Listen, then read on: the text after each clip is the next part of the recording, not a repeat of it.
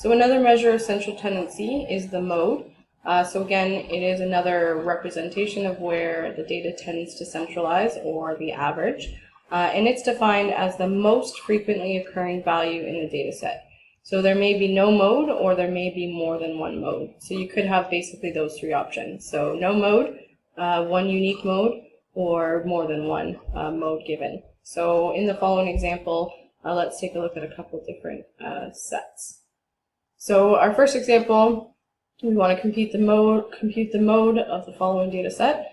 So looking through of it, what actually repeats in our data set? So we have two 50s,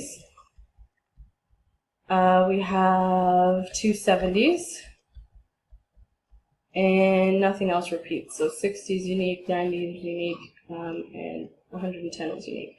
So we have two that are repeating most frequently in our data set, and they happen the same. So we actually have two modes. So our modes in this case are 50 and 70.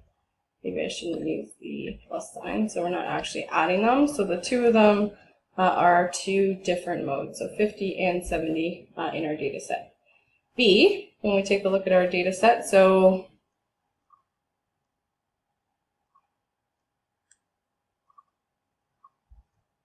we actually have nothing that repeats.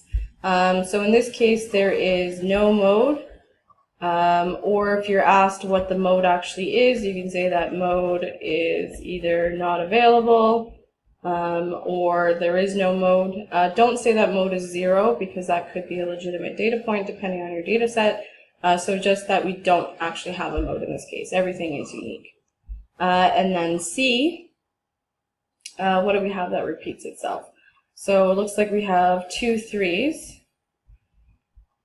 and we have three 6s,